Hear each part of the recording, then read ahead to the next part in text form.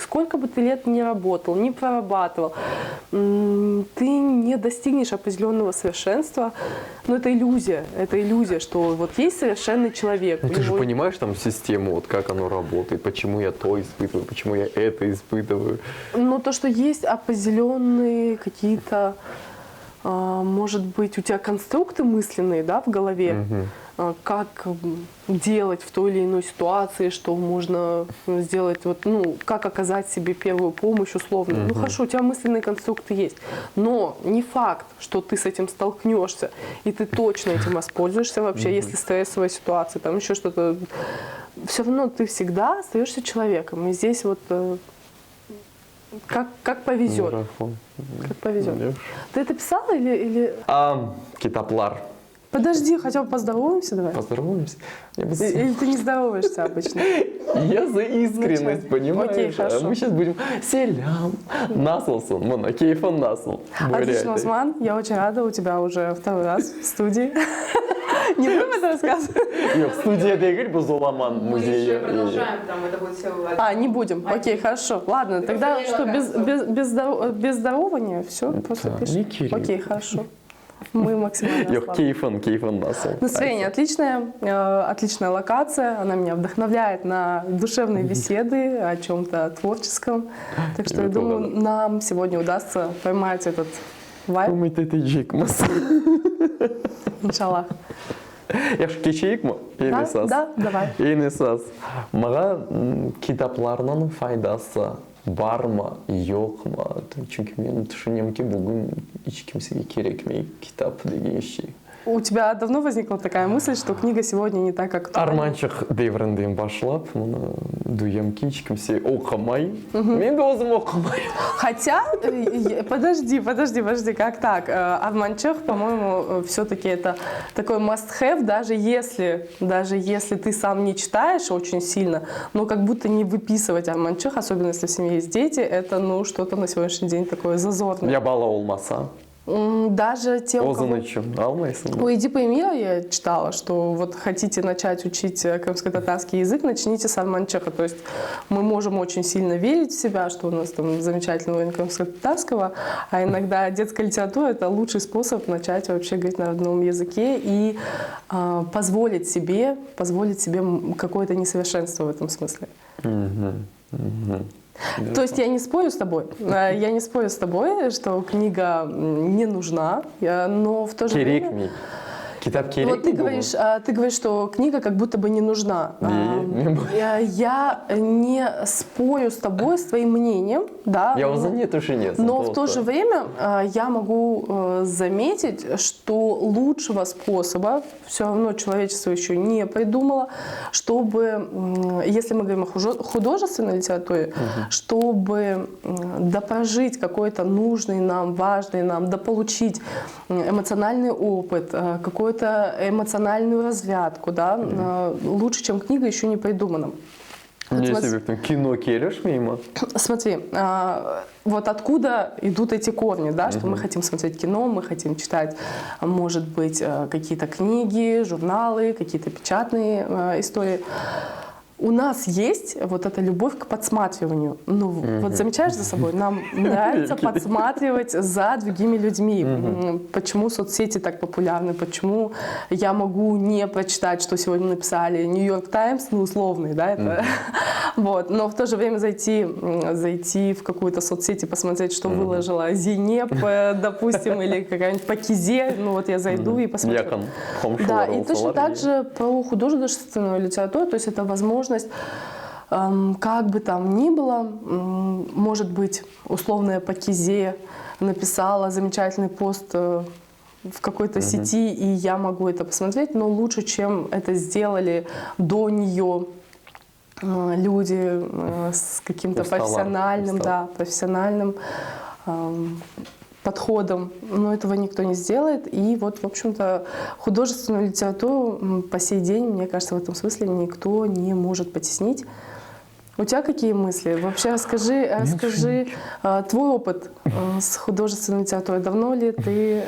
Жоқ, мен ералла, білмеймін, баладайым, мектеп башланды, анда оқымақ керек еді. Истек деген шей, жоқ. У тебя здесь долженствование, да? У тебя какой-то протест, какие-то такие сложные чувства сразу? Жақсы, білесің, шиыр болса, 8-ші сынып ақылымда бар, Амар Хайям пейда болды. Ебет бұл рус тілінде тәржімелер еді.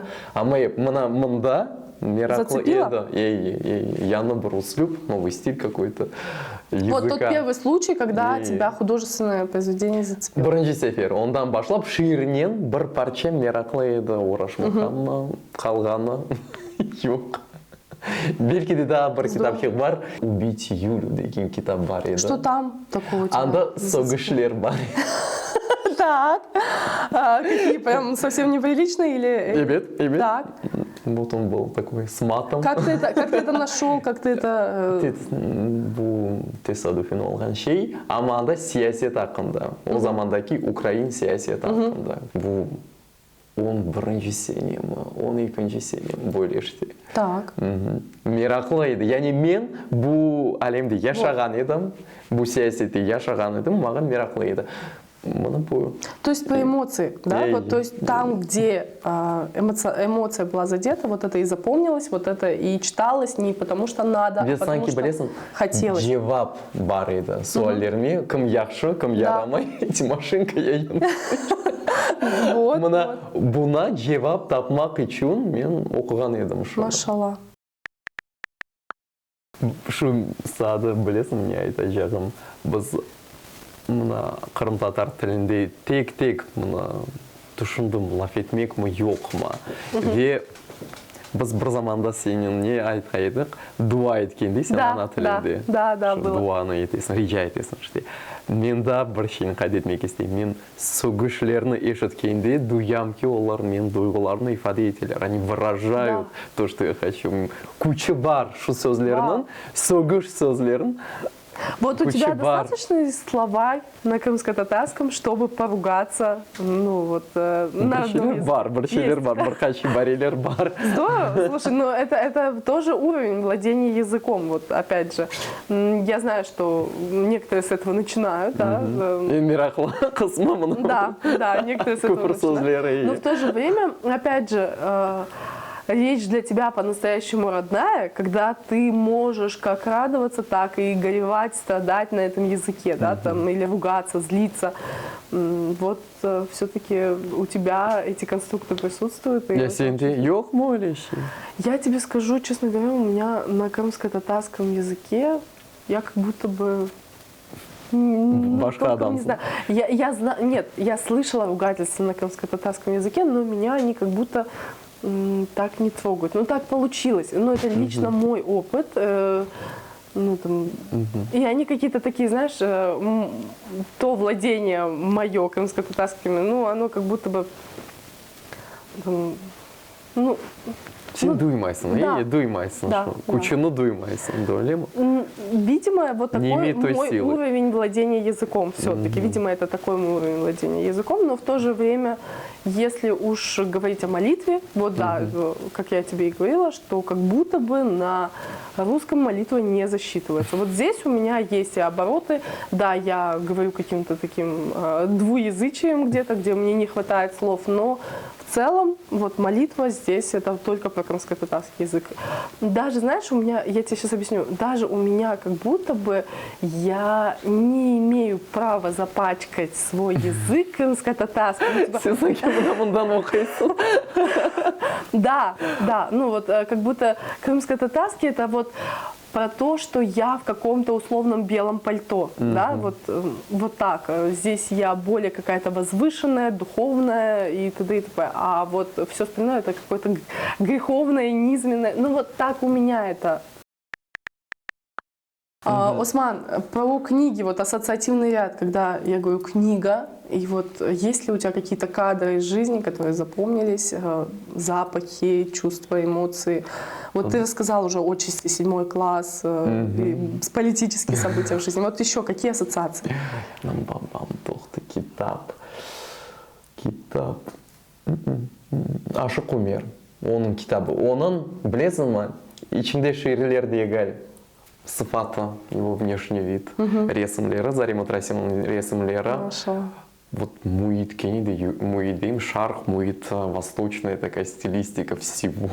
И оформление стихов, и оформление иллюстраций. Мына дүлбері, да? Мен өзімді білесің, Керчектен Қырымта Тарсайды.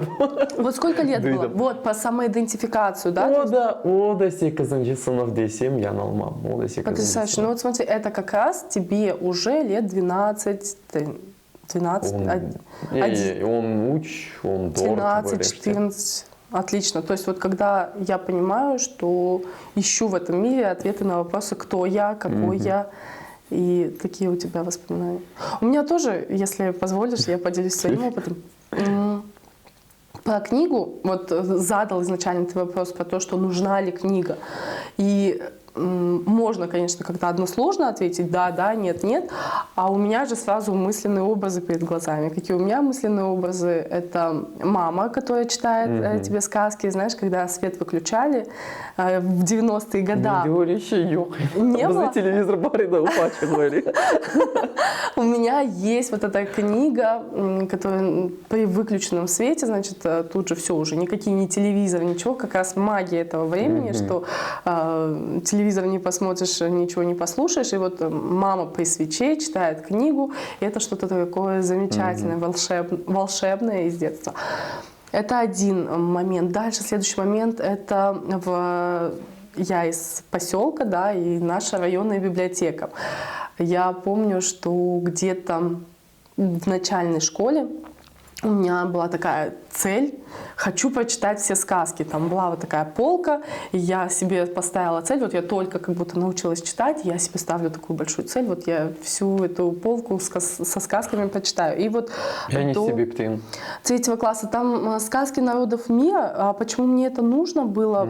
Я думаю, что вот все-таки, опять же, если говорить про эмоциональный опыт, когда ты маленький ребенок, ты очень многого от того, что есть в жизни, еще недопонимаешь, но даже не понимая это, у тебя эмоции, чувства, переживания по этому поводу есть.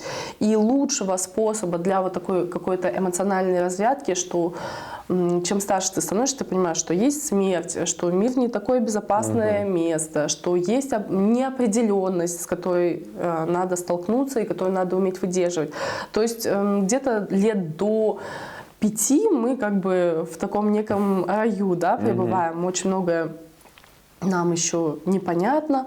А вот начиная с 5 лет детей интересуют вопросы смерти, вопросы жизни, может быть, даже смысла жизни. Не знаю, у тебя нет таких переживаний из детского опыта? Я вот помню, что я смотрела во дворе, как наверх, и думаю, небо так высоко, жизнь, там еще что-то. Ну, это вот деревья, они такие большие, я такая маленькая. Вот все так. Не было таких воспоминаний. И вот, в общем-то, если продолжить, Осман, то вот следующий ассоциативный ряд — это наша библиотека, запахи этой библиотеки. Там был читальный зал, и я помню, что вместо того, чтобы ходить там, в музыкальную школу, я частенько прогуливала музыкальную школу, избегала в читальный зал библиотеки, проводила там. Дальше ассоциативный ряд, вот что запомнилось. Это мне подсказала моя одноклассница. Мы с ней разговаривали слово за слово, и ты знаешь, она мне напомнила, что математика, я ненавидела в школе математику, ну то есть я понимала, что для хорошего аттестата мне как бы надо стараться следить за тем, что происходит на уроке, но любви какой-то особой не было. Вот то, что я гуманитарий, этот протест вот как бы на математике чувствовался особо ярко, и в общем я с этой же библиотеки набирала каких-то книг, учебник математики, снизу книга, которую я хочу прочитать, и вот так проходили для меня школьные занятия, если мне вдруг становилось скучно. И также, знаешь, вот если ассоциативный ряд продолжить, я помню такой кадр, когда мы уже поступили в институт, и вот было условно нас 3 девчонки. Одна молодец, она так старается, учит, все зазубривает. Вот эти первые курсы в мединституте, они связаны с тем, что тебя оценивают по тому, как быстро ты способен усвоить, просто заучить большое количество информации. Там какой-то особый твой личный анализ, твое отношение к этому никого не волнует. И я помню вот эту какую-то пустоту, которую мне надо было заполнить художественным чтением. И вот одна девочка, она без проблем учила университетские задания и с диким недоумением спрашивала меня, еще одну девчонку, почему вы так много читаете художки, зачем вам это нужно, у нас же там экзамен по гистологии, вы что творите вообще? Вот ее вот это недоумение, вот этот вопрос. И следующий кадр, как мы уже закончили институт, и наоборот она говорит, вот помните, вы тогда столько читали, а меня эта волна постигла только сейчас. Ну и дальше это уже больше профессионально, это уже не так важно. Ну вот если из ярких кадров впечатлений, что объединяет все эти события, почему я тебе решила о них рассказать, что каждый раз какой-то важный этап становления моей личности, у меня слишком много вопросов к этой жизни и очень мало ответов. И, конечно, книга вот та возможность что-то понять. Мына мен деймін, мына күфір сөздері, олар керчектен мына мен дуям ифаде етемін. Вот в том-то и дело, ты знаешь... Я сен дуйып олырсың вақтынен оғыренсен. Когда мы говорим про детей и там, где детей думают, вот как их обучать изначально... Допустим, я переехала в Англию, допустим, да, и я такая думаю, вот я английского не знаю, но вот я сейчас ребенка с самого детства я буду учить только на английском языке, вот только на английском языке. Но это будет большая глупость, если я буду ориентироваться на язык, которого я не знаю, которым я в полной мере не владею. Таким образом, я лишаю ребенка возможности обрабатывать информацию. Они же не учат язык, вот там яблоко, алма, да, там или виноград, вот так-то. Ну, нет, они как раз-таки, вот какие эмоции я вкладываю в речь, как я это объясняю, показываю, вот так они и запоминают, что вот это она, это баба, и пошло-поехало, да. И в то же время также ребенку важно, что вот здесь какая-то опасность. И если я в момент какой-то опасности буду вспоминать, как правильно построить это предложение, вместо того, чтобы сказать, да елки-палки, ты что творишь вообще? Где твоя совесть? Ну и пошло-поехало, да. Ну вот как ребенок поймет, что вот так мама реагирует на опасность, вот так мама реагирует, когда она действительно от души радуется, а вот так, когда ей грустно, да, и вот такие слова она подбирает, вот такую речь. Вообще, если уж на то пошло, книга отвечает нашим запросам определенным.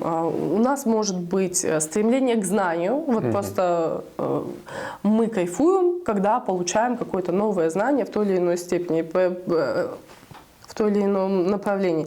И да, иногда мы просто хотим изучить тот или иной вопрос, и нам очень помогает научная литература в этом плане. Бывает такое, что у нас есть духовная потребность. Вот мы хотим как-то возвыситься, хотим получить какой-то вот такой важный нам в духовном смысле опыт, поэтому здесь может быть духовная литература, да, какая-то. И самое главное, это не столько про то, что мы получим точные ответы на какие-то вопросы, но получим вот этот какой-то важный, нужный нам эмоциональный опыт, который нам по той или иной причине не достает в реальной жизни. Это художественная литература. Ну и в зависимости от потребностей наших внутренних мы выбираем, что нам сейчас делать. Вот в этом смысле я хочу задать тебе вопрос, Усман. Ты, когда читаешь книги, ты в этом плане моногамен или полиаморен? Не пугайся этого вопроса, знаешь. Это такая история про то, что когда ты читаешь что-то, ты вот выбрал книгу и читаешь только ее одну, пока ты не закрыл для себя вот эту книгу, ты больше ни к чему другому не приступаешь. Или ты одновременно читаешь. Жоқ, мақалелерді алмасақ, если мы не берем статьи во внимание, бір кітабны алып, оны соны қадыр. Моногамен. Так, прошу ответить, машалла. Ну, это очень интересно. Почему так? Почему нельзя в одно время поглощать? Мен бір более мұйым суалге жауап қыдырамды. Все, есть вот этот вопрос, никаких других? Мен қорқамки, мына шынды оқымасам, соны қадар қачырарым бірде-бір шейіні. Мына соңғы сефер мен яз ішінде Жевдетаметовны оқыған едім. Ол тамам мына женг хақында айта, екінші женгқа. Мына сонына қадар оқымасам, білмеймін, сан кедерсін мына бүгінгі күнімнен суаллерге жауап тапмас едім. Мына білмеймін, башқаларға насыл, да, китапшымды керек. Все, вот сейчас только этот вопрос закрываю для себя и больше ни во что другое не лезу. Нет какой-то тревоги, что что-то другое не успею? Нет. Нет. Инанамки, ерши өз вақтында. Машалла. Это очень интересная позиция. Допустим, у меня, если уж мы зашли сюда, на эту территорию, у меня, конечно, по-другому. У меня как раз возле кровати, знаешь, такая полка, где, как на прилавке условно, да, вот такая полка, и там самая разная литература, вот, как я тебе говорила, там и духовная может быть, и художественная, и это профессиональная литература, и в зависимости от того, вот сейчас перед сном, какое у меня настроение, какие у меня вопросы выходят на первый план, не считая того, что у меня еще в телефоне большая библиотека. Вот, собственно, по настроению я предпочитаю выбирать себе что-то, что вот сегодняшний день мне принес. Унутмайсың мына бұл кітапта бөле фикреді, бөле бір хикаяйды. Унутмайсың вот шуны? Скажи, у тебя есть чувство вины, если ты вдруг бы не закончил одну книгу и перешел к другой? Жоқ, бөле жоқ. Ама білесің, мен бір қысым оқысам, бір метиннің қысымы оқысам, аңламасам, девам етсем, мен қайтам. Машалла, здорово. Это очень... Белки де білесің, мен ана тілінде оқымақ тырышам, да, жоқ, чүнки. Вот, и здесь, может быть, нужно. Де шымды баянам бұнятындай екен, мұны қайтам, қайта оқиым, я не ойлаймын. Машалла. Демек, анасы лаф етмесе, бала да бір заман лаф етмес? Вот из современных крымских, из наших современников, не знаю, как правильно употребить, из наших ровесников, вот, я не могла вспомнить, из наших ровесников представителей из смешанных семей. И ты думаешь, вот я там условная чистокровка, да, должна, значит, быть в разы выше. Но нет, вот они из смешанных семей могут владеть крымско-татарским языком, причем там может быть отец смешанных кровей или мать смешанных кровей, неважно, зависит от того, какой выбор совершил этот ребенок. Вот, кстати, когда шла самоидентификация, начиная с 11-12 лет, мы уже понимаем, что мы не продолжение наших родителей, и мы не их, ну вот, часть их тела, условно, да, а мы что-то отдельное. И вот здесь мы принимаем решение, допустим, я себя идентифицирую, пусть у меня будет 4 национальности в семье, но я себя идентифицирую больше как крымскую татарку. Все-таки это что-то, что уходит... Он яшында бала шумнахын. С 11-12 лет, да, начинаю. Ну вот вспомни, как ты мне рассказывал, что я запомнил Омара Хайяма, читал в таком-то классе. Ну вот это тот возраст, когда как раз ты понимаешь, что вот что-то про меня, да. Не про маму, не про папу. Это мне не сказала учительница читать, потому что так надо. Это я так захотела, я выбрала. Вот что-то мое внутреннее мне сказало, что это мне нужно. Біз бұна тесір етеміз ме? Я да бұл тесадуфен олған шей. То есть, ну, это случай. Это случайно. Как мы выбираем? Да, человек что-то выбирает. Или родители имеют какое-то влияние? Безусловно, родители имеют какое-то влияние, но до определенного момента, да, то есть, допустим, конфликт отцов и детей, да, он извечен. И вот смотри, мы с тобой обсуждали сиреноголовых, мы с тобой обсуждали скибиди-туалеты и все остальное, да. Смотри, мне кажется, сейчас наши дети совершают явно свои выборы, вот явно свои выборы намного раньше, чем это делали в свое время мы. То есть так было обусловлено, допустим, в моем твоем детстве, родители какие книжки купили, какая передача показывается по телевизору, там условно это советские мультфильмы, да, там еще что-то. Ну, старшие поколения как-то могли влиять на выборы, да, своих детей. Сейчас я при всем желании никак не могу влиять. Даже если я отобрала у него телефон, я была так удивлена. Слушай, я отобрала у своего сына телефон, думаю, задолбал ты меня с этим своим чикенганом, сколько можно в него играть. Он подсел к своему другу, у друга скачана та же игра. Слушай, им 5 лет, они явно не договаривались скачать одну и ту же игру. Ну вот они это сделали как-то интуитивно или, может быть, по YouTube рекомендациям. И я хочу сказать, что вот эти дети совершают выборы, явно свои выборы, намного раньше, чем это делали даже мы с тобой, да. И, соответственно, конфликт, да, отцов и детей, если, условно, мы свои выборы начали совершать там в 11...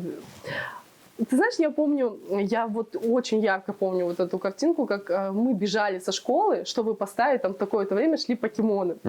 И мой папа с таким ужасом посмотрел, говорит, это что теперь мультики называются? Вот ради этого вы бежали, ради этого мы там боялись опоздать, еще что-то.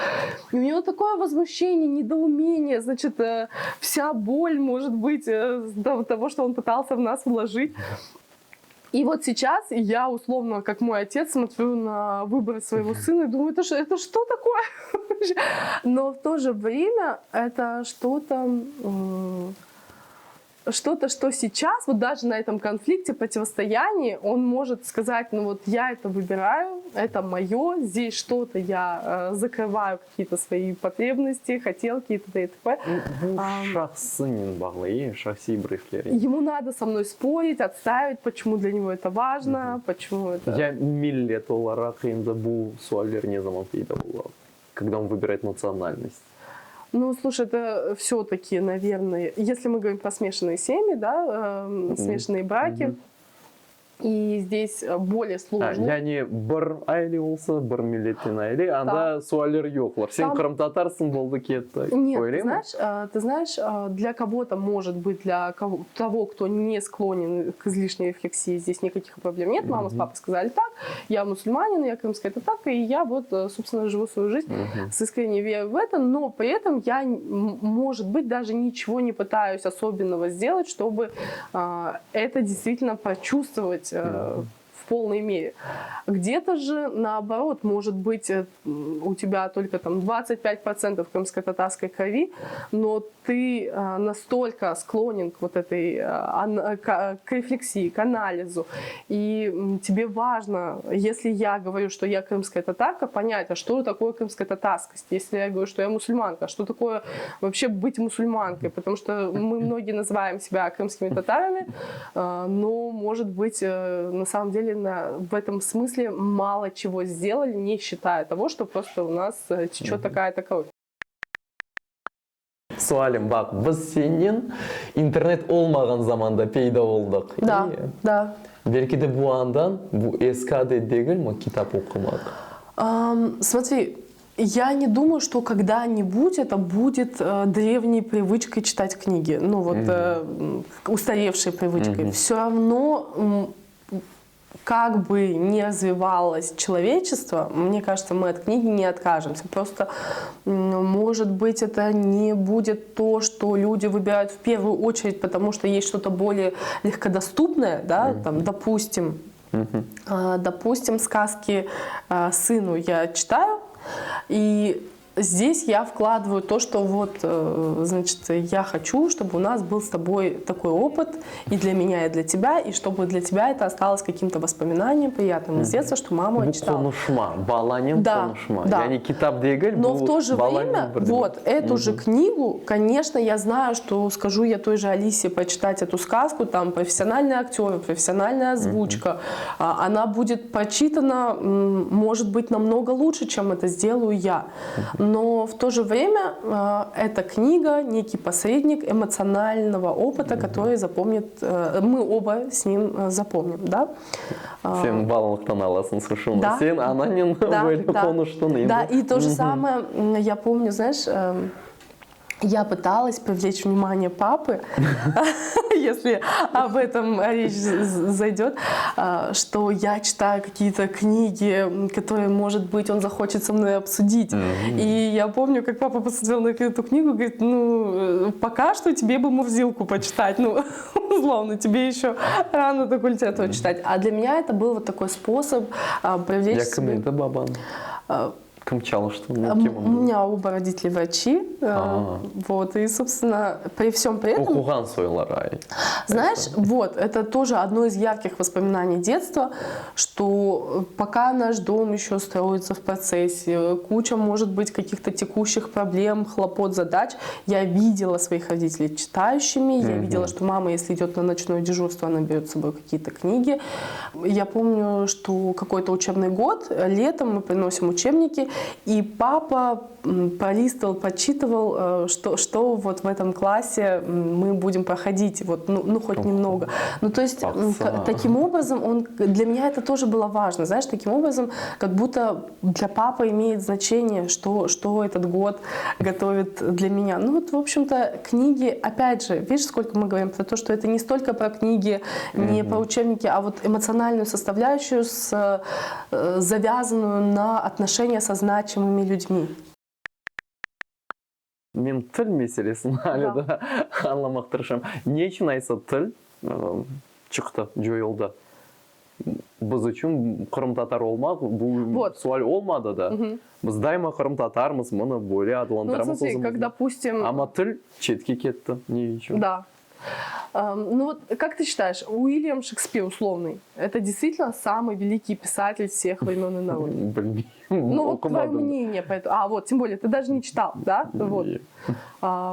Отлично, отлично, что есть такой у нас кейс. Вот ты даже не читал, но для кого-то, да, это, может быть, вызовет вообще какую-то бурю противоречивых чувств, негативных чувств по отношению к тебе. Как ты мог не читать самого Уильяма Шекспира, допустим, да? Но это не значит, что Уильям Шекспир действительно самый лучший писатель всех времен и народов. Но у него явно лучше работала, назовем это так современным языком, маркетинговая компания. Империя, да, значит, империя могла насаждать то, что, ну вот, казалось важным и нужным, да. И мы, как крымские татары, будем честны в тюркском мире, да, как бы мы не хотели сейчас себе приписывать какое-то там особое положение, особые какие-то моменты, мы все-таки, ну, в какой-то момент оказались в позиции бедного родственника, да, и до сих пор из этой позиции выбраться не можем. И раз уж мы условно бедные родственники, ну, мы действительно в чем-то ограничены. Мы ограничены в том, чтобы продвигать свою культуру, издавать переводы каких-то, ну, того же Уильяма Шекспира, может быть, я бы хотела читать на крымско-татарском языке. Но если я сейчас обусловлена, ну, вот моя жизнь в большей степени проходит в том, что я ищу способ выживания. Мне вообще не до Уильяма Шекспира сейчас. Я выживаю, моя семья выживает, и вот так несколько поколений. Ну допустим, да, вот депортация и все остальное. И таким образом я могу, конечно, очень долго сокрушаться, ах, я не знаю языка, но хотя бы я выжила. Слушай, я хотя бы выжила. А вот сейчас, конечно, к нашему поколению вопросов все больше и больше. Біз кағыт үстінде басылған кітап хақында айтамыз. Ну, в твою жизнь как давно пришла электронная книга? И пришла ли вообще? Может быть, ты в этом плане такой старовер, знаешь? Шымды айтайын, жоқ, мұна чалшымақ башладым. Телефоным пейда олды. Қач, 4 ел вел башладым шыны. Машалла.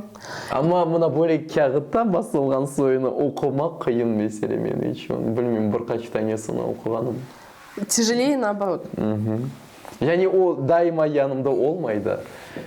Телефоным дайма янымда. Да, да. Просто удобство. Да. Білесің, мен дайыма ачулана едім, мына бұл қадар вақыт маға білмеймін, я не в беті тұрмақ керек, я да маршруткада кетмей керек, я да білмеймін, бір şeyін беклемей керек, о қадар вақытым масраф етіле. Амашымды, телефоным янымда, китап içinde бар, мен оны барып оқимын. Машалла, Усман. Ну, здесь тоже и у меня здесь с тобой схожие эмоции, да, и мысли, что просто электронная книга удобнее. Это не про то, что она сильно лучше бумажной. И даже если уж на то пошло, конечно, в бумажном варианте мы лучше информацию перевариваем, если на то пошло. Знаешь почему? Потому что вспомни сам, когда ты читаешь книгу, как назвать, физическую, да, бумажную, все начинается с обложки, там, условно, как театр с вешалки, здесь у тебя обложка, ты смотришь, какая обложка, как она выполнена, какое качество бумаги, где есть какие-то недочеты, да, какой формат бумаги. Байрон yazan da Пилигрим ақында. Да. Ол мерақлайды мына поле узунча. Вот, то есть ты запоминаешь, у тебя есть уже какие-то даже эмоции по поводу только ее внешнего вида, уже не говоря о содержании. Конечно, по поводу этого психоаналитики очень много чего интересного написали, но мы в это вдаваться не будем. Но то, что здесь определенный опыт обладания книгой можно по-разному расценивать, это да. В электронном формате, знаешь, ну, это все-таки не то. Почему? Потому что твоему глазу так цепляться не за что, ощущений дополнительных никаких нет, ты просто действительно усваиваешь вот текст бумаги и вот все, что с этим связано. Но я как человек, который покупал электронную книгу еще до того, как это стало мейнстримом, да, и на меня смотрели многие с недоумением, зачем ты покупаешь электронную книгу, я могу сказать, что когда я перешла на вот формат планшетов, телефонов, мне стало значительно легче. Почему? Потому что в электронном виде копировать, ставить. Вот, то есть для профессиональной какой-то работы электронная книга гораздо удобнее, но для вот такого чувственного, эмоционального, образного и т.д. и т.п. Романтика ёкай. Да, вот, ощущения не те, знаешь. Вот как-то я все-таки больше за художественный вариант. И, между прочим, раньше, когда книга была в такой большой цене, люди же очень трепетно относились к вот этой книге. Она доставалась им большой ценой, значит, им надо было за каждой книгой как-то охотиться. И на сегодняшний день надо охотиться за какими-то вариантами. Ну вот, конечно, это не сравнится с тем, что проживали люди раньше. И ты знаешь, Love is, вот я когда смотрю на нашу домашнюю библиотеку, я вижу, что у нас проходят какие-то книги абсолютно идентичные, абсолютно одинаковые в двойном варианте. Вот когда ты смотришь. И вот Love is — это про то, что мама и папа, Анам Бабам, до того, как они поженились, они покупали одинаковые какие-то художественные варианты литературы или профессиональные, потому что они оба врачи. И вот у нас в двойном экземпляре есть очень много литературы, и для меня это тоже, знаешь, что-то такое про то, что точно они не показывали друг другу библиотеку свою перед свадьбой, но когда они уже поженились, вот такой приятный сюрприз их ждал. Демек, үмітлерің бар ма? Яғни мына шымды ершей тынчыланса, біз рат яшасақ, тілде ғайрыдан тіклемек мүмкін оны. Смотри, перезадай мне вопрос. Есть ли у меня надежды на то, что язык вернется, когда будет все очень хорошо. Способствующее, да. Я скажу, вот смотри, если предыдущие поколения, пусть мы говорим, что язык замер, мы там, значит, много чего потеряли, упустили, не развивали и т.д. и т.п., но вопреки, даже будучи в состоянии там, условного выживания, мы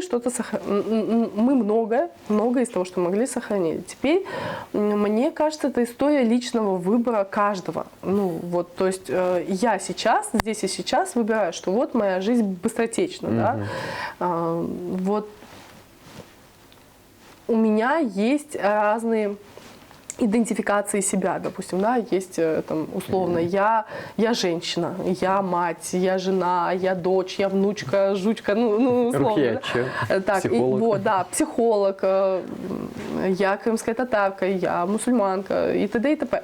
И вот здесь уже вопрос конкретно к моим выборам, что я предпочту, чему я в этой жизни предпочту отдать большее внимание, где направлю больше фокуса, а от чего я буду вынуждена отказаться. Это же как и в книгах, мы с тобой это обсуждаем, что кто-то читает одну книгу, да, и у него нет никаких проблем. Все, я бью в эту одну точку и испытываю максимум удовольствия от этого процесса. Кто-то, наоборот, в тревоге, что он не успевает получить там, то или иное знание, тот или иной опыт.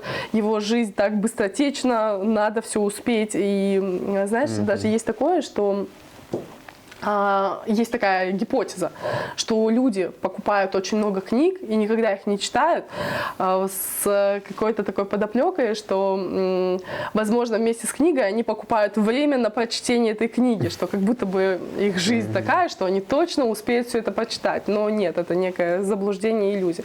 И здесь точно так же. Я могу, конечно, думать, что моя жизнь, она такая долгая, я непременно когда-нибудь, когда будут лучшие обстоятельства, лучшие условия, уделю внимание языку. Но нет, вот вопрос здесь и сейчас, что я готова делать или не готова делать, это мой выбор, и я готова нести за это ответственность. Мен сені қабатламақ боламын, я тебя могу обвинять вот, в твоем выборе.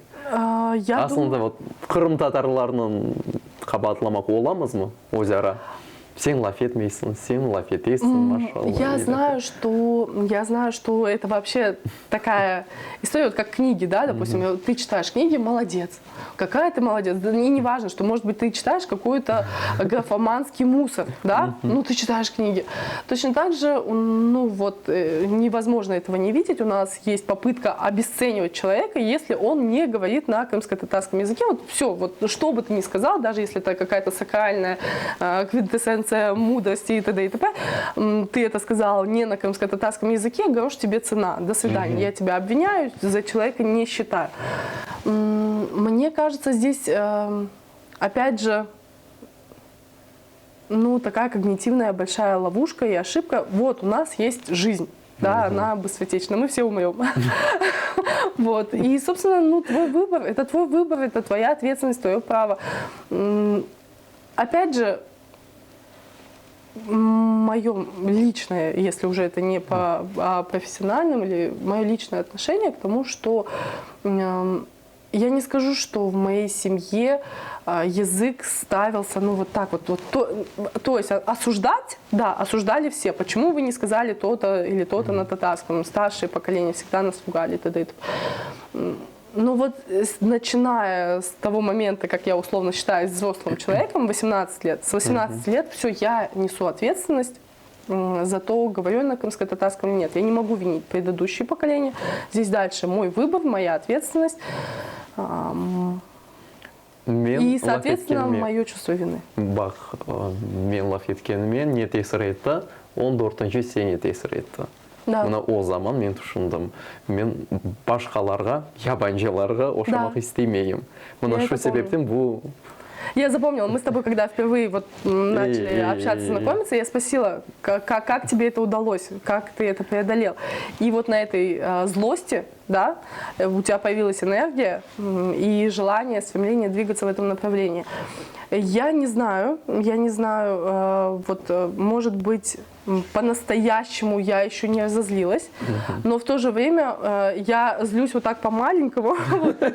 Арманчех у нас дома есть, сыну я читаю, оплачиваю уроки крымско-татарского языка.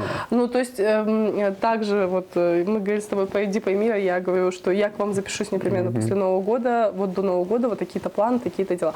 Ну, то есть, какими-то шагами я двигаюсь, но это пока что не является чем-то, чем я могу гордиться по-настоящему. Но это я делаю не для тебя, не для там, того, что кто-то скажет. Это я делаю для себя и, может быть, для будущих поколений. Я хочу, чтобы просто у моего ребенка, и, может быть, у меня будет больше детей, и внуки, и т.д. и т.п.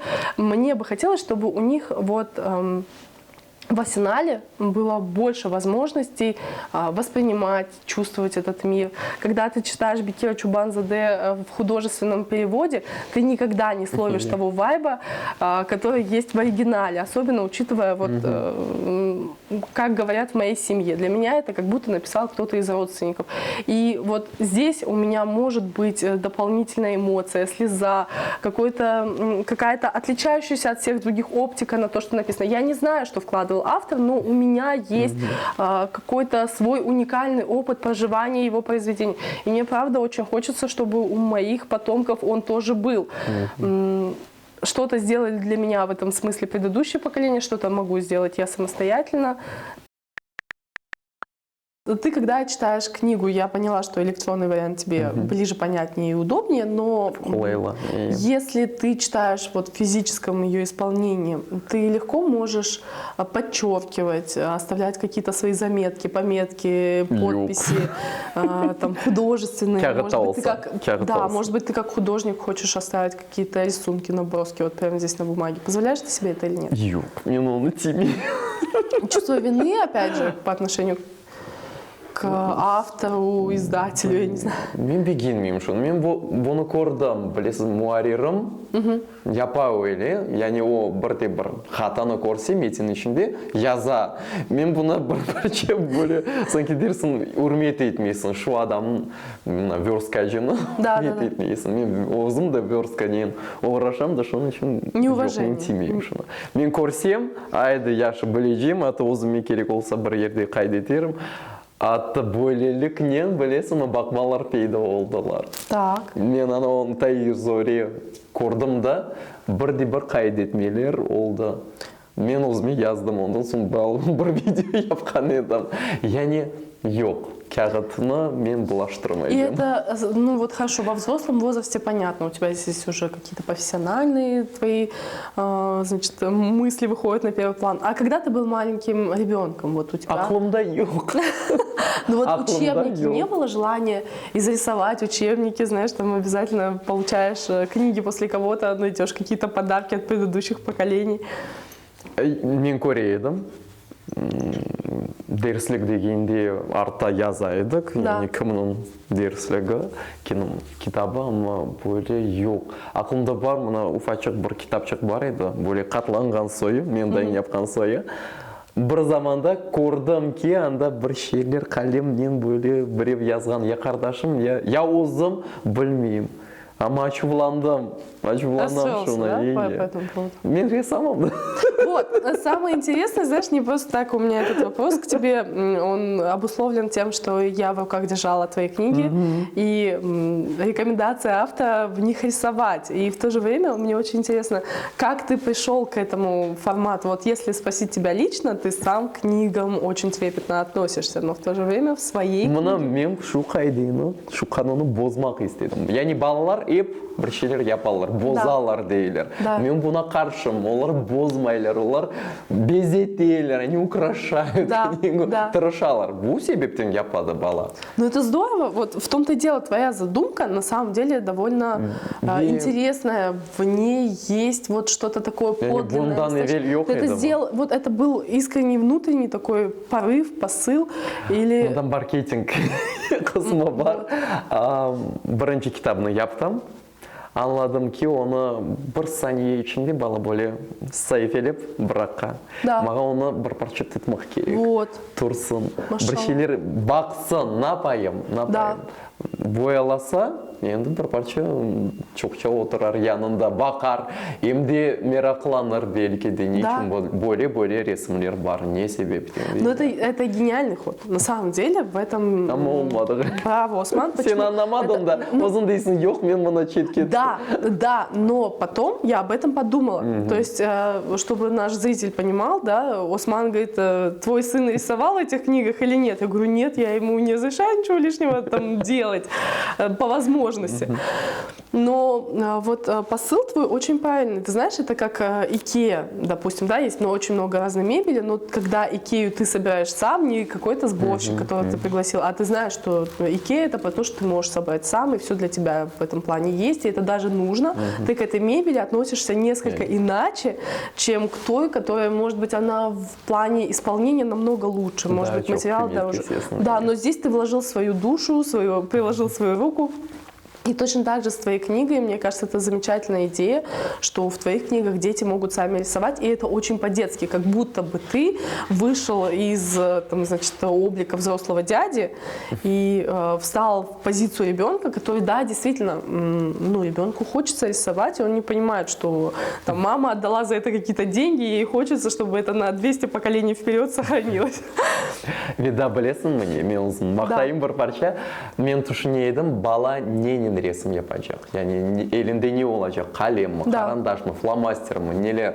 Anladım ki, şimdi балабақшаларда daima karandaşla kullanırlar.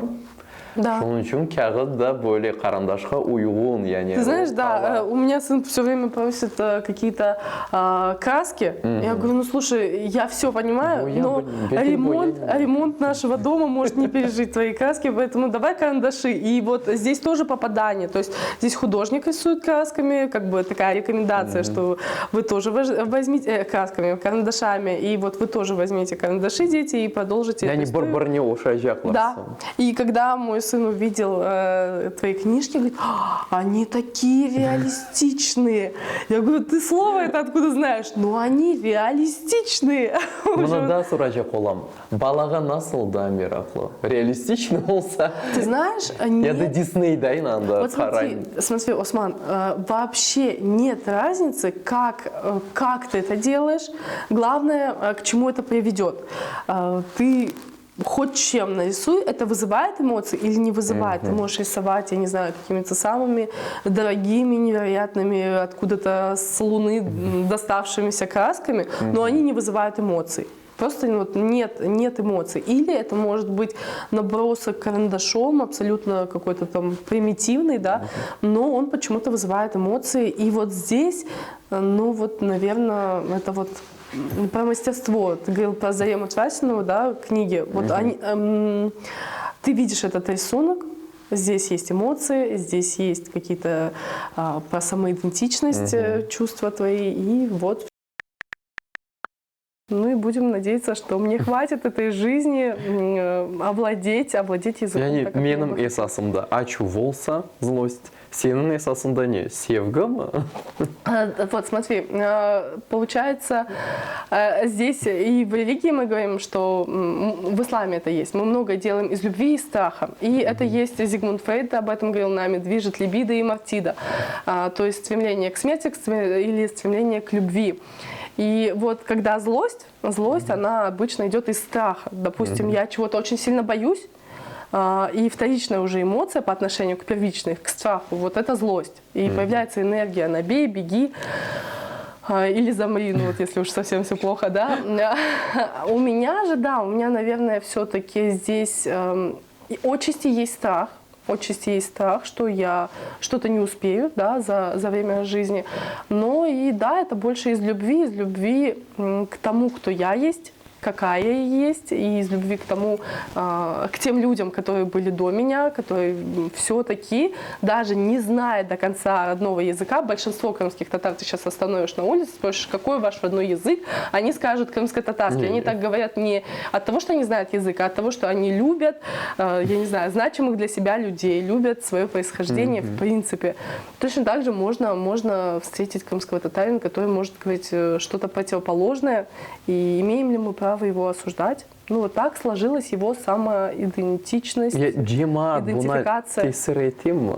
Влияет ли общественность на ход твоей мысли? Безусловно. Ну, смотри, Осман, если сейчас мы окажемся в комнате, и все скажут, что передо мной не квадрат, а круг, да? Я начну сомневаться, может быть, у меня галлюцинации, и здесь действительно круг. а я вижу отчетливо квадрат. Ну, то есть общество влияет, безусловно.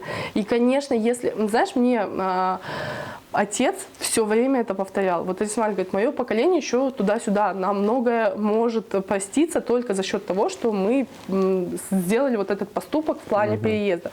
Но твоему поколению будет непростительно, если вы не научитесь говорить на родном языке. Что вам мешало? Вы выросли здесь, на родной земле, и даже если какое-то время было сложно с крымско-татарским языком, но вы уже знали, что такое крымско-татарская школа, вы уже знали, что такое крымско-татарский класс, у вас была в библиотеках уже литература, у вас было все то, чего не было у нас, и для вас это непростительно. И я понимаю, что может быть, даже наше поколение, миллениалов, знаешь, миллениалы, кстати, часто встретишь в психологической литературе, что мы какое-то условно потерянное поколение, мы вообще все пропустили, скажем так, вот эта мягкая форма. Ну, у нас как будто бы есть к нам очень много претензий вообще, в принципе. А вот, допустим, зумеры, они более смелые, более решительные, более предприимчивые. т.д. Но я чувствую, что все идет в эту сторону. Слова отца моего сбываются, может быть, даже по отношению к нам это не так остро чувствуется, но дальше будет все острее. В моем окружении очень много мамочек, которые действительно гораздо больше стараются для своих детей вот в плане языка, речи. И мне кажется, что нашему поколению надо бы уже суетиться в этом плане, что мы еще, может быть, как промежуточное нам что-то еще тоже как-то спишется, дальше уже будет сложнее. Я түслері мына ачық, parlaq değiller, яркий должен быть иллюстрация, насыщенные цвета должны быть. Ну, опять же... Bu кімнің талабы? Bu баланың талабы ма, я да ана бабаларының істегі? Вот, очень хороший вопрос, да, действительно, кому это нужнее? Ну, знаешь, если в нашем детстве за книгами все еще надо было охотиться, за вот какими-то эмоциями, которые может дать книга, ну вот люди шли к книге, других вариантов не было, то сейчас, конечно, когда мы видим детей, у которых гаджеты с раннего возраста, приложения, я не знаю, всевозможные мультипликации, они очень яркие, перенасыщенные, я бы даже сказала, там цвета. Может быть, книга как раз возможности отдохнуть. Вот, смотри, мой сын говорит, твои книги, изображения такие реалистичные. Почему? Потому что у него Майнкрафт на первом месте, да, ну условно, допустим, и вот этот Майнкрафт в клеточку, а тут он видит, как изображен ребенок, значит, морщинки вокруг глаз, там, при смехе, там, и т.д. и т.п. Ну вот это, наоборот, вот то, что вот здесь вызывает эмоцию, в отличие от... в маркетинговом плане тебя обошедшего миллион раз Майнкрафта, да? Чуки, білесің не düşünем? Мұны балачықлармен конуша едім. Оларның ең böyle, nasıl diyeyim, тұрысынды білмеймін. Ну, скажи по-русски. Олар неге диққат етелер? Скромник, туалет біршелер. Соны анау қара бір ұзын адам бар да, оның аты не екенін білмеймін. Самуил Машакату, что ли? Жоқ. Нет, подожди, ладно. Зарема, подожди. Давай. Как его звали? Который сигнал вечно дает. Как его? Какой сигнал? Камерамен и еще какой-то... камерамен, сиреноголовый. Сиреноголовый, вот. Меня спаси, я тебе отвечу. Скибиди туалет, абсолютно. Вот, все. Да. Значит, камерамен, сиреноголовый, скромник, шаштан коргенді, Да. Олар парлақ, ашық түсте дегілер. Олар балалар үшін япылған ма, жоқ му білмеймін, ama олар бұна бақалар. Олар мерақланалар. Вот смотри, я думала об этом. Когда я смотрю контент, который потребляет мой сын, я же стараюсь, как мамочка, прививать какой-то вкус, да, к чему-то высокому, прекрасному. И тут я вижу скибиди туалета, да, условного. Конечно, у меня в этот момент внутри все рушится. Я думаю, да что ж я делаю не так, когда мы свернули вот с того пути, который я себе рисовала в голове. Это действительно очень классная тема, которую ты затронул. И в то же время, вот смотри, насколько это попадает в определенные потребности ребенка в соответствии с его развитием и возрастом. Ну, у меня здесь есть психоаналитические теории, я думаю, не каждый... Ну, слушай, но есть разные стадии развития, и есть интерес ребенка к тому, что он овладевает, значит, там, на оральной стадии понимания мира, да, там, через условную материнскую грудь, да, он познает этот мир, и это приносит ему какое-то удовлетворение. Дальше, слушай, он взрослеет, он начинает не просто мочиться, где попало. Ну, я понимаю, что, может быть, зрителям твоего канала это захочешь, вырежешь, да. И потом у него наступает момент, когда он может это контролировать. Это вау, какие переживания, какие чувства. Потом анальная стадия развития, когда он, оказывается, может пойти в туалет, а может и не пойти. И как-то вот с этим по-разному. Ну, это психоаналитические все концепции. Но в то же время, смотри, как попадают вот с этими скибиди-туалетами в... Ну, слушай, есть возраст, когда детям, правда, очень интересно проговаривать все, что связано с вот этой темой туалета. И вот когда они еще видят, что это на экране, для них это прям вау, так можно было, это возможно, и т.д. и т.п. Сиреноголовый, камерамены и все остальное, да, это же тоже про восприятие мира, оценку его, возможность издавать разные звуки. Ну, здесь я хочу сказать, что пока мы думаем, какой художественный смысл вложить. Вот, какие они страшные, а не будет ли детям страшно смотреть на это все. Вот в том-то и дело, вот есть что-то, что вызывает у детей эмоции, потому что это как-то сопряжено с их переживаниями, проживанием себя вот в этом возрасте, их проблемами, которые нам, взрослым, может быть, уже мы забыли, как это было, и нам кажется непонятно.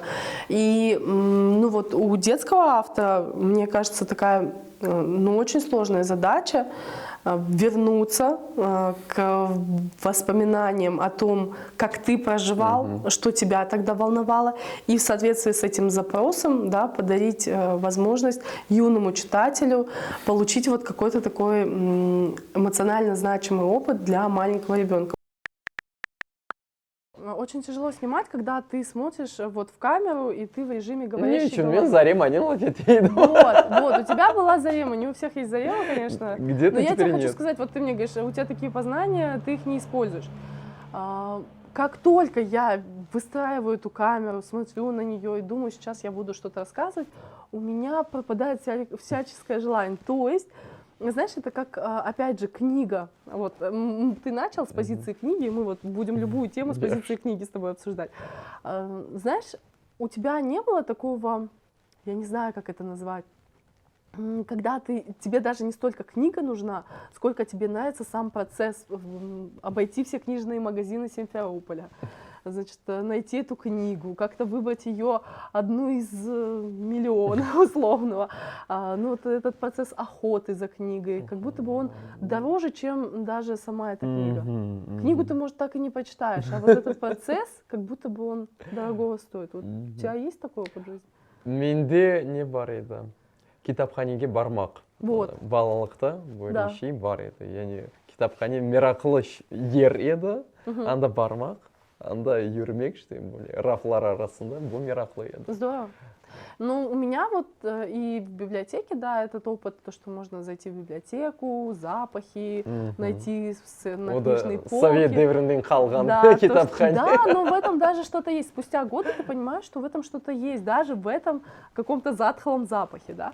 И точно так же про книжные магазины Симферополя я помню, ну вот сейчас я себе такую роскошь позволить не могу, у меня нет столько времени все это обходить, но когда я вспоминаю студенческие годы, я также вспоминаю вот этот свой маршрут от буквы до всех остальных магазинов, там, где в какой точке я закончу эти поиски. И вот этот процесс как будто был даже дороже, чем сама книга. И вот про блогинг, когда ты говоришь, мне так нравится то, что в процессе, да, там, какое оборудование, как выставить свет, я не знаю, какие-то приемы и все остальное, что уже даже сидеть в этой камере, что-то рассказывать уже не так-то и хочется. Но когда есть команда, командный какой-то подход, есть кто-то, с кем ты это делаешь заодно, ты это даже делаешь не потому, что тебе хочется гордыню свою как-то удовлетворить или там, повысить чувство собственной значимости, а потому что тебе, в принципе, кайфово в моменте, в отношениях, вот как сейчас. Да? Можно подумать, что ну, вот это интервью, оно там, значит, имеет какие-то невероятные смыслы. Ну, нет, оно не имеет каких-то невероятных смыслов. Мы с тобой познакомились на джангле-мероприятии с САУ, что ты поддержал, пришел, когда, помнишь, мы с Надей Феми первый. Киноразбор? Вот, да, киноразбор, это был мой первый такой. Я тебя запомнила, да, ты оставила отзыв, за что я тебе очень благодарна. Ачывландым? Нет, абсолютно, почему? Как раз таки. Кениден тіл мәселесі шыққан еді. Да, и все же это я не восприняла как что-то уничижительное, наоборот, мне кажется, ты мне дал и хорошую профессиональную оценку, ты говоришь, если, ну это даже не ко мне, а к самому формату мероприятия, если до этого я был в неком замешательстве, как двигаться дальше, то наоборот это мероприятие мне как будто дало стимулы и смысл двигаться дальше. Bunun sebebi var mı? Ne için men oz için yazmayım, men de onu herkesге göstermek тырышамын. Bu неден bağlı? Yani men öyle озымны сынап бақамын, yani устам мı, yok mu? То есть я пытаюсь как себя оценить через это или что? Ну, не себепті. Это очень хороший вопрос, Усман. А как ты отвечаешь на этот вопрос? Здесь, ну, не я знаю ответ, а ты. Мен түшінейдім шынақы, да, yani мен яздым бірде-бір метинчикні, икеячикні. Түшінем ки, о, дүлберден дүлбер. Да. Ама насыл екен мен шуны бақажем, насыл бұны тешкережем. Yazıcı o hikayenin göstermesi, onu şu hikayeyi okumасалар, бірде-бір, nasıl diyeyim, я иду тестировать реальность, да? Сен білмейсің, да. Керчектен ми, яқшы ма, жоқ ма. Yani білмек үшін, жоқ ма. Урмет етмек өзіні. Вот. Хорошо, то есть ты отмечаешь... Нет, почему? Смотри, ты говоришь о чем? О том, что да, я это написал, мог сложить у себя в столе, там, условно, да, на какой-то полочке. Я это опубликовал и отдал другим на суд. Я хочу знать, это по-настоящему хорошо? Или мне только кажется, что это хорошо? Ну, конечно, все, что связано с книгами, всегда было социально приемлемым, да, Усман? Ну, во всех смыслах. Никогда не было такого, чтобы ты сделал что-то вот в этом направлении, и это было социально как-то осуждаемо, порицаемо. Даже если бы ты написал там какое-то непотребство, все равно была бы часть аудитории, которая сказала, он издал книгу. Все равно вот тому, что напечатано, да, мы верим больше. У нас даже когнитивная ловушка, там может быть полная чушь внутри. Но нам кажется, если это, ну, вот издано, напечатано, ну, не может быть, там что-то в этом есть. Это с одной стороны. А с другой стороны, да, это какой-то определенный, знаешь, назовем это эксгибиционизм, да, то есть я что-то вовне, ну, вот что-то такое очень личное, интимное, сокровенное отдаю на всеобщее обозрение. Ну, здесь больше вопрос к тебе, у меня, да, что для тебя вот было в том моменте, когда все, это уже продается, это уже покупается, это уже читается, и ты получаешь какие-то отзывы. Ну, ты рефлексировал по этому поводу как-то? Мен кайфленіп оламадым. Я не получил удовольствия. Так. Мен шуны ақында енді мен түшінейдім, шында адамлар оқып, я да асылда оқымап, оқымайып, сатын алмайып, мен кедерленежем. Думал только о том, что это не купят, и все, и это плохо. Так. Болды, артық бір ши дуймаған едім. То есть у тебя, ну объясни мне. Ама ғұрырланмақ, мұна мен китап бастым, мұна ой, рафларда тура, дүкенларда сатыла. Жоқ, бұндан кейф алынмады. А было ожидание все-таки, да? Хотелось, вот все, оно продается в магазинах, мое имя, моя фамилия. Бір заманлары китап ярмалығы бар еді, мені сыныфдашым демеймін, ама бір мектепте оқыған еді. О дей, вай, сен китап yazасың, сен ресімлерін бас салды, анам, бабам сен тап мектепте яқшы япайдың. О заманда бір парча мен шуның ақында тұшындым, ама қалғаны сен тек мұна, насыл деймін, зиянатмен бағылы Мәселелеріне чекішесің. Да. Верстка болса, насыл оны яқшы yapmak, еркес беген сон. Ресім болса, кейінде насыл оны да яқшы yapmak. Шун ақында. Это как, знаешь, мы не отвлекается таким опытом. Мы когда учились в меди, именно в эти годы вышел «Доктор Хаус». И, конечно, ты себе, значит, вот на этом всем юношеском максимализме представляешь себе врачебную работу, ну, условно, вот такой, да, где я ставлю какие-то диагнозы, решаю какие-то сложные диагностические задачи, и, значит, все счастливы, хэппи-энд, вот как-то так.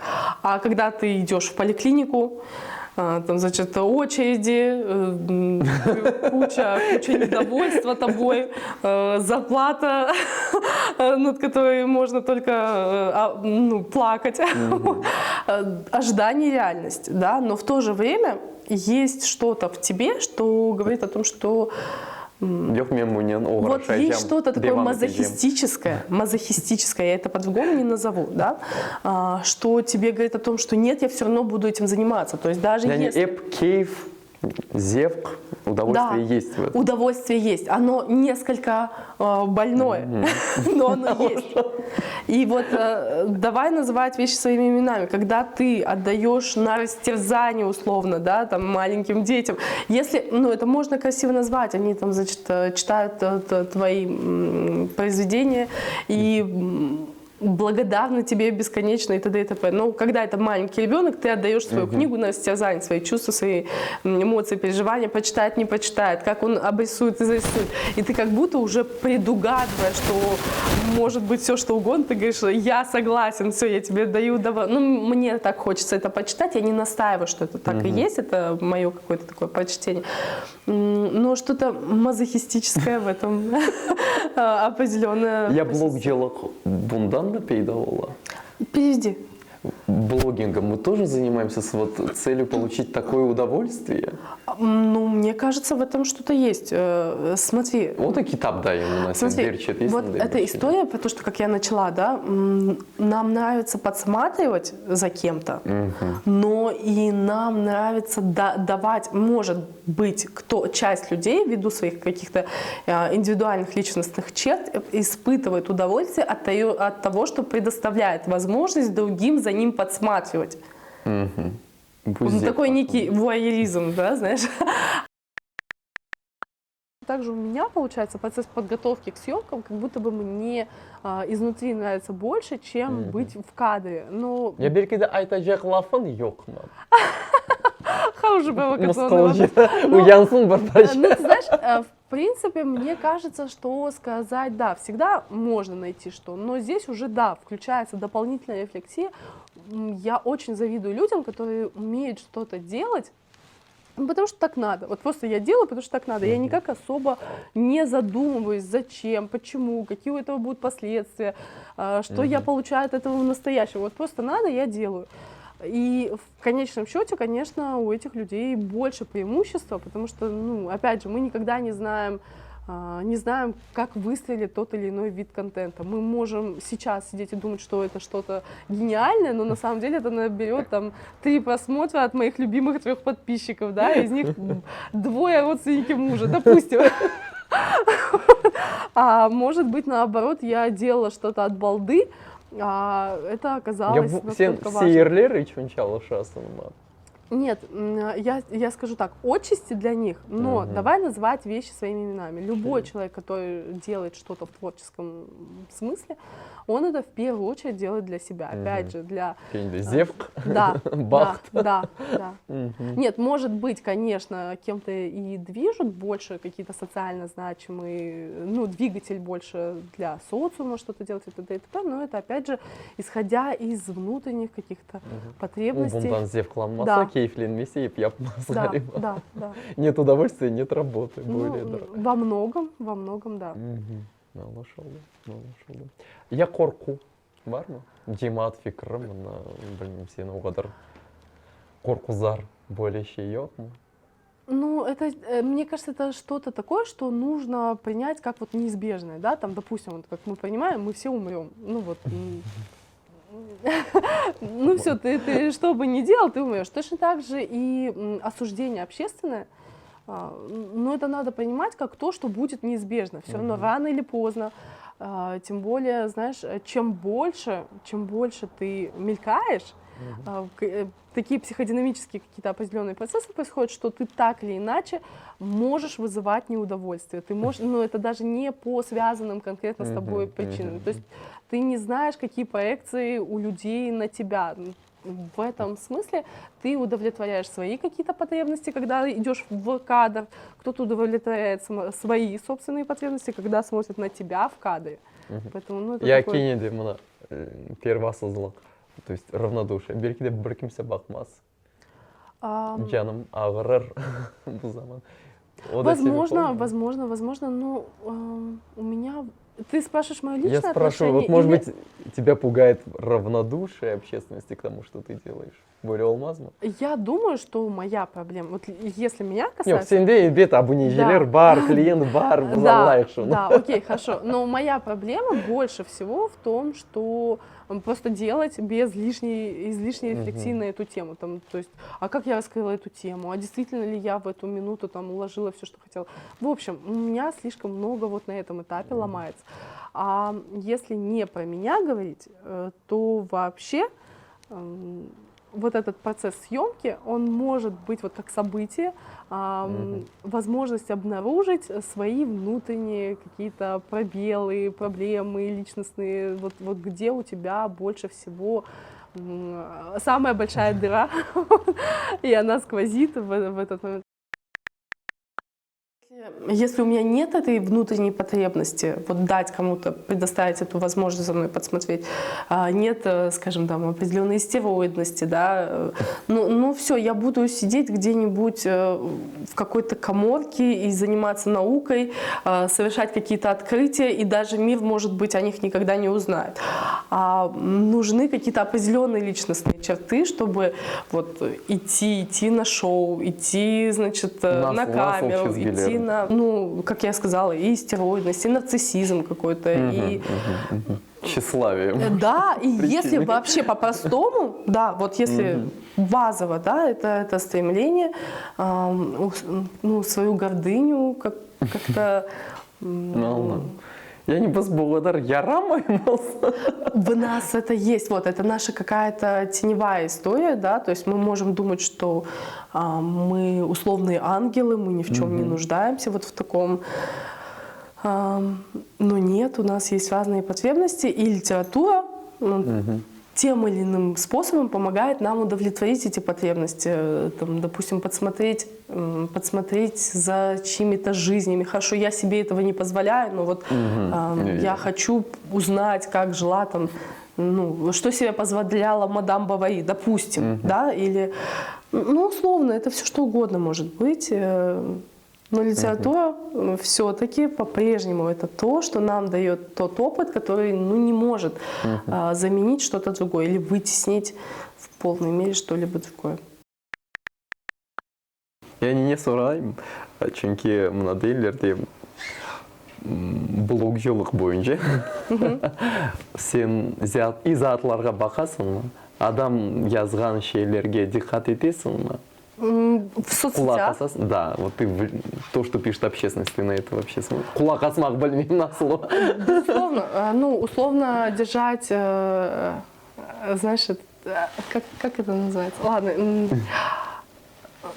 какая средняя температура по больнице, да, условно, знать надо, вот, и у меня такая профессия, не получится не знать, и даже если я чего-то не знаю, мне это расскажут. Вот.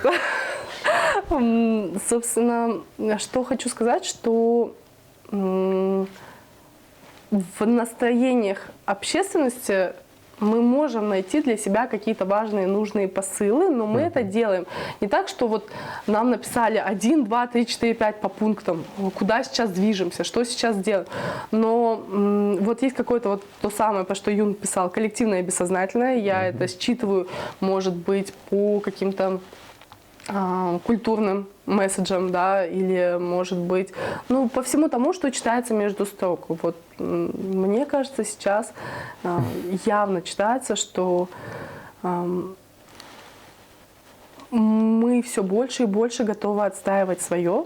И язык, конечно, здесь, ну, это как наше главное оружие. Вот. И те, кто этим оружием владеют, они, конечно, в большем преимуществе. Это как я стреляю из лука, а у тебя что-то гораздо круче и современнее. Бакармас. Аңлашылды? Ну, куда мы стреляем? Мы стреляем в людские сердца. Мне кажется, все-таки, что бы ты ни говорил, я это чувствую по своим знакомым. Знаешь, допустим, у меня есть, опять же, в моем окружении много людей, которые родной речью, причем на шикарном степном диалекте, да, мне преподносят. И вроде бы она мне не сказала ничего такого вот невероятного. Но мною это воспринимается так, как будто бы я получила сейчас какие-то важнейшие мудрости, уроки жизни. Как будто бы я сейчас получила и умиротворение, и успокоение, и какие-то смыслы, цели, как двигаться дальше. В общем, я хочу сказать, что те, у кого есть... Это есть в родной речи? Эмоции. В родной речи есть эмоции. Те эмоции, которых нет ни в каком другом языке. Ни в каком другом языке я... Помнишь, мы с тобой как-то обсуждали панду кунг-фу, перевод на крымско-татарский. Вот могут перевести панду кунг-фу гениально на турецкий, на китайский, на какой угодно язык. Но мое сердечко так не отреагирует ни за что, ни на один языковой перевод мира, как это переведено на крымско-татарский. Аңлашылды. Ярахла. Саул, Саул, было очень здорово побеседовать с тобой. Спасибо, что пригласил. Аллах сенден разы болсын. Иншаллах, процветание твоему каналу. Айды бізда көрушерміз. Иншаллах. Yok mu?